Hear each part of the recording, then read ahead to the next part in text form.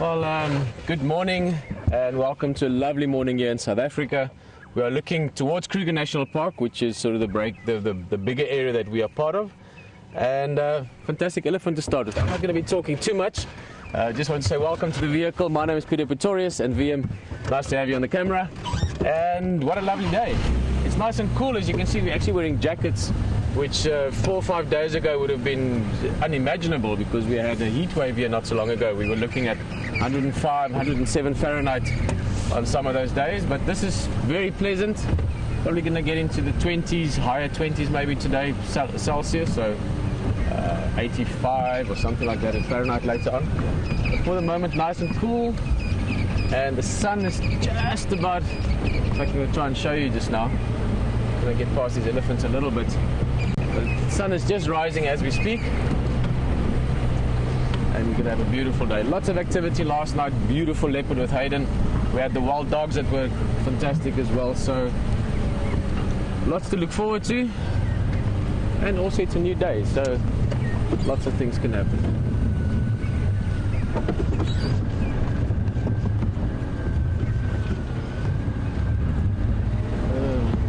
Better position.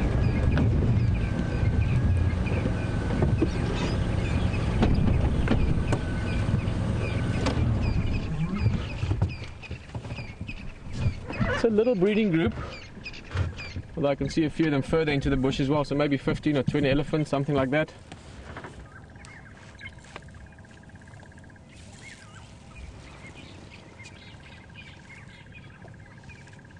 There you can just see the sun sort of through the, you could almost call it a fog layer, but the cloud layer on the eastern horizon there.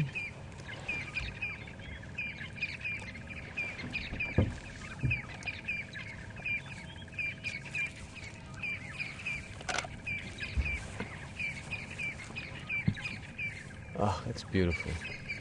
Elephants, sunrise. The bush around us is also really alive. You can hear all the bird sounds. Franklin's calling. They're a little bit like sort of pheasants or grouse. Magpie shrike that you can hear calling as well. Drongos, all the smaller birds. And then of course these amazing mammals.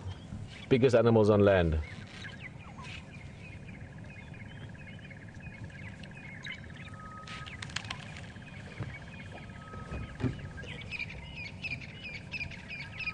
Oh, what she's doing there, she's pulling out, looks like the base of a little shrub that had been broken off before, but she's pulling out the root. There you can see it. Awesome.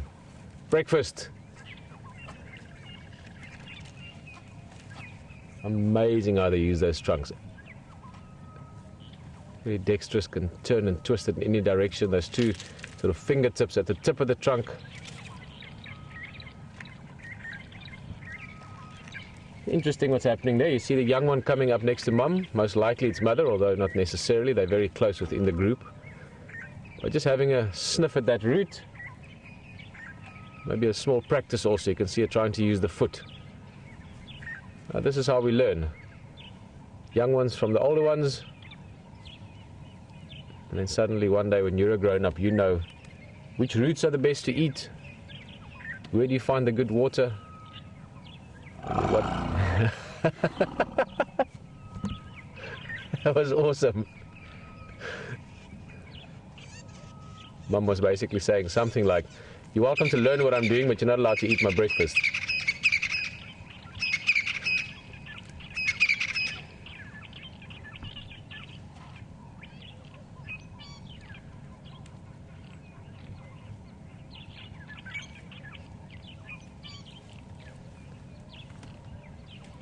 Also a new week for us, so in terms of the human calendar.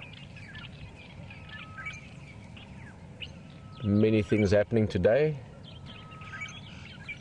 We're going to be doing another rehearsal a little bit later this morning. We'll remind you of it again closer to the time. But why I'm mentioning that is tomorrow and Wednesday mornings for our sunrise drives, sunrise safaris, we're going to be doing 2 shows to television for Nat Geo Wild. So looking forward to having you along for that drive. We're going to have many other people joining us as well. So We need experienced guests on the vehicle to help us along. If in any way you can make it the next 2 mornings, our time, evening time for many of you, it'll always be great to have you on drive.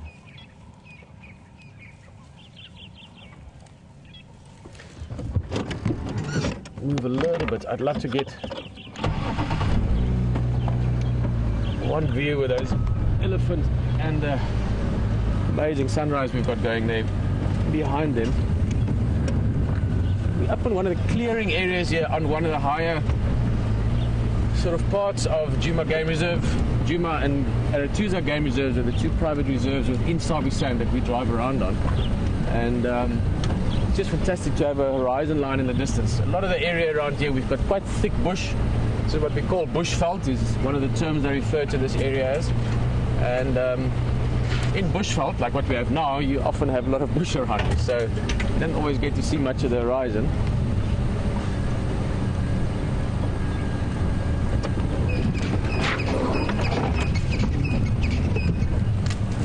Yeah, no, that was quite funny.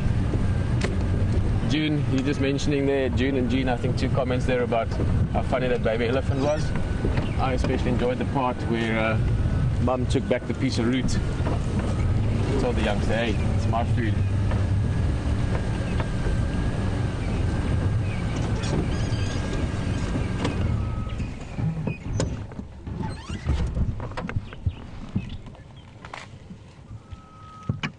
No, elephants feed many hours a day, 16, 18 hours a day easily.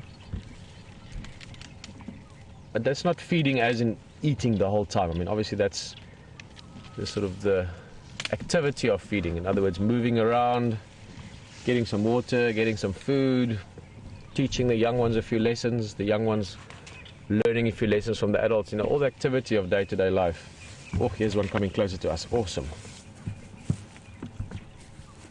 This is one of the younger females, mature female, adult female. And remember, actually, if you look at her ear just there, you can see it's an old hole that tore open. So, oh, look at that. Sunrise in the back.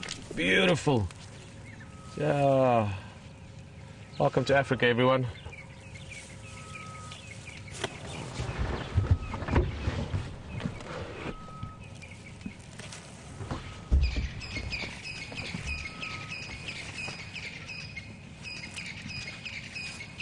She's having a little look at us as well, just coming closer where she's eating. Quite often that's a combination of the requirement for food, but the sort of placement of where to find it influenced by wanting to have a look at us. So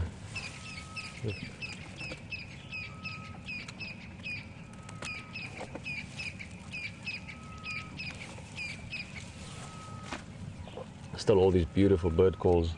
One of my favorite calls is that in the background, some young ones as well. It's a graded bushrike that you can hear in the distance. That's a francolin.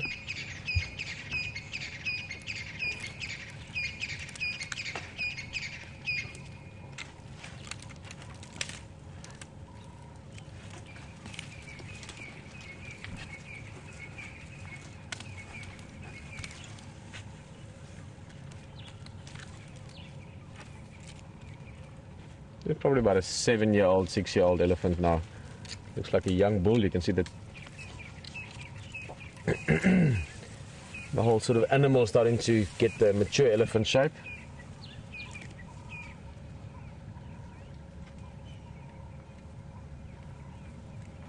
Just look at that.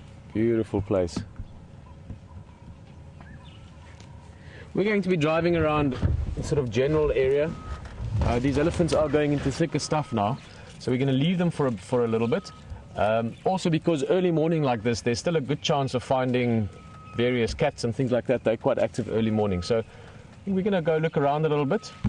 And James is also looking around. He might find something anytime. The guys on the walk are out as well, so make the most of this early time and find things. We're going to try and catch up with these elephants later again. Once they've moved through this big area in the back, or the thick area in the back, then there's a good chance that we'll find them again a little bit later on in the morning. But I think we're going to move on. As I mentioned, one of the beautiful things about early morning is that you have all the activity.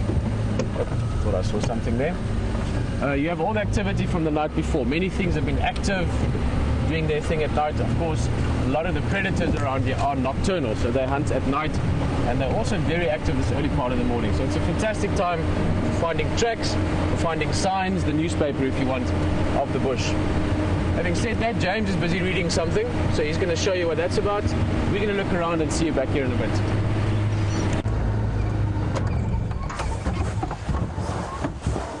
Good morning everyone, and as Peter has welcomed you, so do I. My name is James Hendry. On camera today we have Brian, who is trussed up like the abominable snowman. He's got a sort of pale beige blanket on him. It's been a chilly morning, which is something of a relief after the massive heat that we've had for the last little while. There is the sun, beautifully come up over the horizon, and we are following up here on the tracks of what we think are the mating pair of leopards from yesterday. Tingana, 9-year-old male leopard, and Karula, the 11-year-old female. And the tracks have actually stopped as you came to us. They've stopped on the road here, and so it's good for us just to have a little listen to see if they are still around here and perhaps mating. So I think they've headed in here. I hope they have, because behind us is Simbambili, of course, and we can't go in there. Right, so we're going to listen for exactly 15 seconds, and then we'll carry on probably around like that. Now what is interesting is that we are in the middle of shadows territory, and I'll explain what that means just now.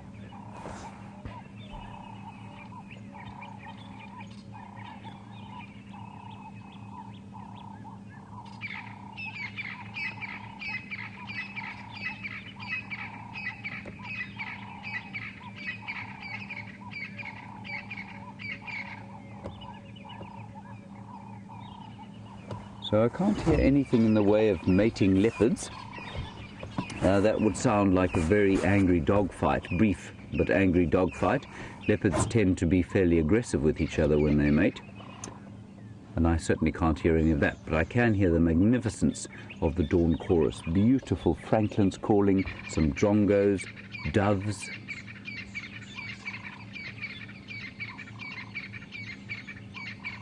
Orange-breasted bushrikes, various other birds. It's very beautiful. And like I said, crested francolins. Okay, what we're going to do is just gently move up the road here. We'll cut across and just see if we can't pick the tracks up. I don't think these tracks are from very early this morning. I know that the leopards came onto this road late yesterday evening, and so we're not far from where they were last seen. So I think they're probably not necessarily very close to where we are now. Now, there are two interesting issues, and I'm going to tell you about them while I drive. I'll not waste time. The first, of course, is that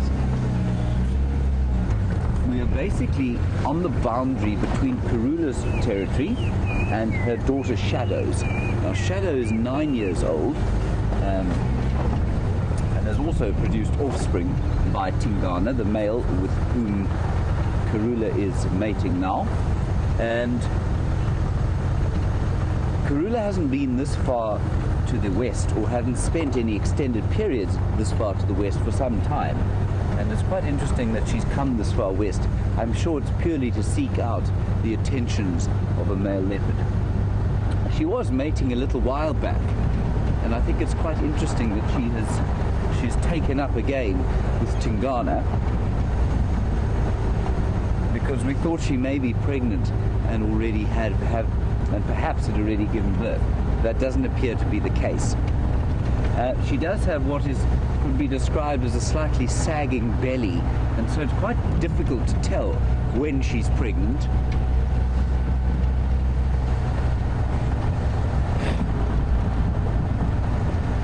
And I know she's a particular favorite of our marvelous internet audience, and so please don't take it amiss when I say she has a slightly saggy belly.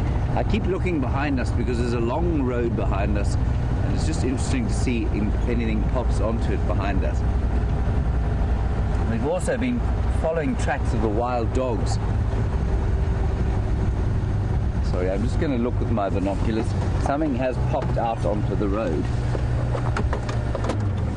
Let me have a quick look. It may be a bush. It is indeed a bush. That didn't pop out onto the road at all. I just hadn't seen it.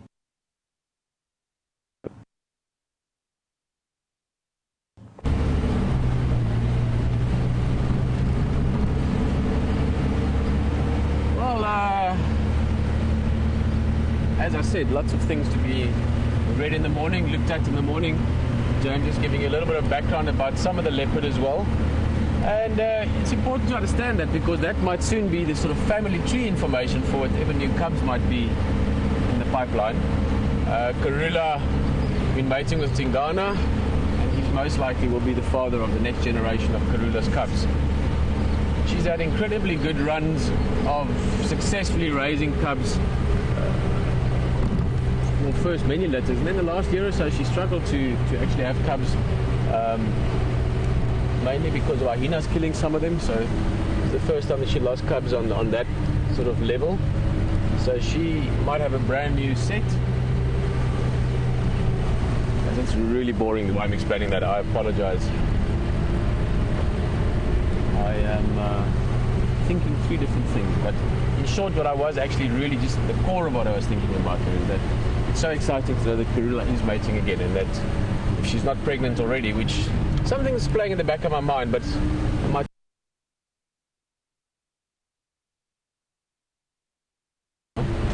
give or take a few days, we'll have new Karula cubs somewhere, and that's obviously very exciting. I would love to get to know those cubs again.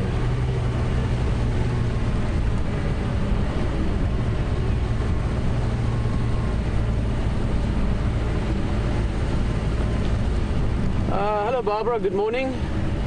Barbara's asking whether Tingana, this is the male that was mating with Karula yesterday, if he could be Shadow's father.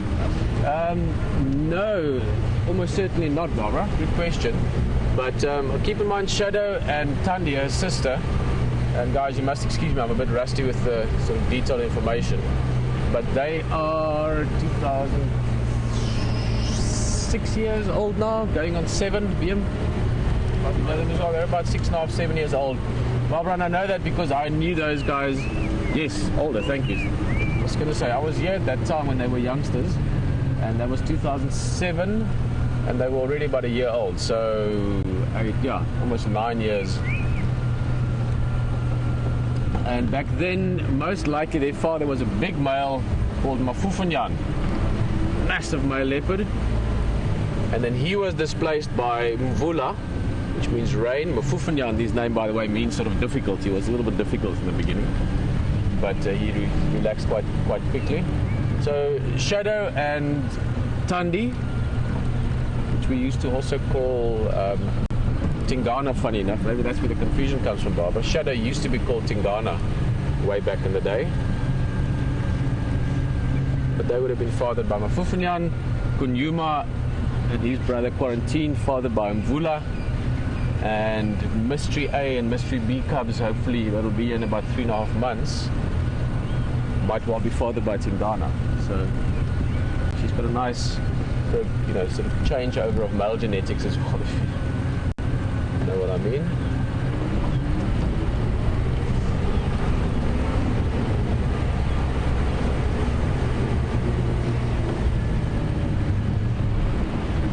Now where James was is not far from where we are, only about half a kilometre that way on one of the main roads. So we're just checking if any tracks maybe came through this side. It's not that likely, mainly because they were where we are now yesterday, and where James had the tracks that moved further west. Now it's not that likely that they come back here again, although it's not impossible. Also, there's been wild dog tracks around, and wild dogs cover so much ground, you could have the tracks there and find them here sort of a few minutes later. They move around a lot. We will be heading back towards Juma Camp area again, see if they maybe pop out there. I've still got a feeling we might find them hunting today, so who knows. Also, just a reminder, sorry, after having just teased you with what we might see, we will be off air for the next hour from 6 o'clock, which is about 10 minutes from now, a little bit before that actually, for our last morning rehearsal for the 2 TV shows tomorrow, which obviously you can join us on as well, anywhere in the world on the internet, WildSafariLive.com or WildEarth.tv. Any of those 2 platforms. Guys, please join us tomorrow. It's going to be fantastic. Let your friends know as well. Shout it out on Facebook and everywhere you can. The more people on the game drive, the better. This is basically like having a private vehicle. You know, in many lodges, people book private vehicles, so they book their own guide and their own vehicle so they can have their own personal experience. This is sort of like that. It's like a private vehicle for each of you, but in a way the experience just gets better the more people get on. So you can share your own private safari vehicle with people from around the world. Isn't that quite cool? Imagine like a rock star on safari. Phones up his buddy and say, come on, as many of you as you can, come jump on my private game drive vehicle. We're going to go on a private safari together. And the more of us there are, the better it gets. That's literally what's happening here. Look at this. Years ago when we were doing this, we were dreaming of having more than one vehicle out in the field, having a drone that you can see what's going on up there, you know. Having to walk all the different aspects of the safari experience. So that is proof to you that the more people get on, the more of your friends that come along and share these beautiful experiences, the better it gets. So once again, you get to help us in that process over the next few days.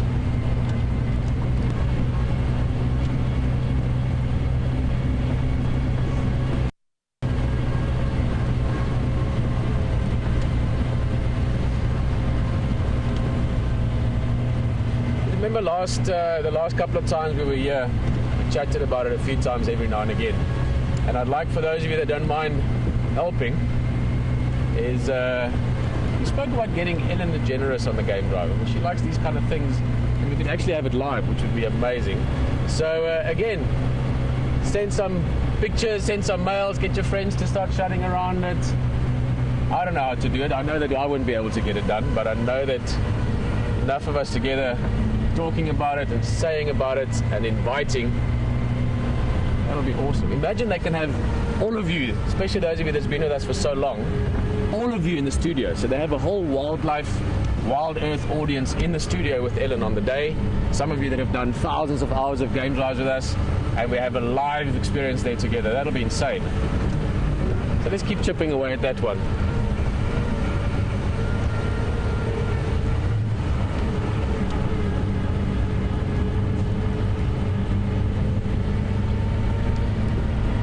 Morning, Margaret. Good evening, actually.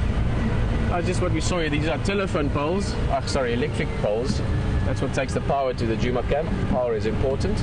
Margaret, we don't have a lot of time to talk still. We're going to be stopping just now. But Margaret just asking, will we be looking at other things as well? For instance, during Big Cat Week. Of course, Margaret, if there's cats, we're going to look at cats. But there's always other things. Elephants, giraffes, zebra. Lots of things we're looking for. Guys, for now, I'm going to say goodbye from our side. Lovely having a little chat with you. Great being on Game Drive and being able to just sort of chit-chat a bit as well.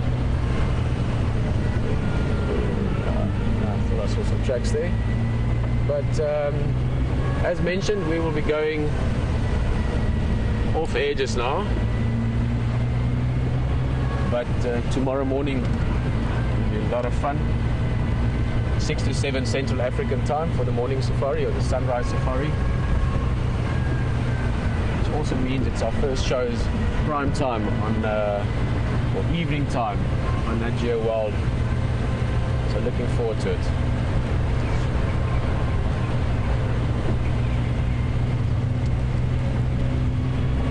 But on that note, thanks for joining us for this part of the morning. Chip away at that Ellen Stone, and we will see you not afterwards, I think. Maybe afterwards, I'm not sure actually. And but on that note, bye-bye. See you later.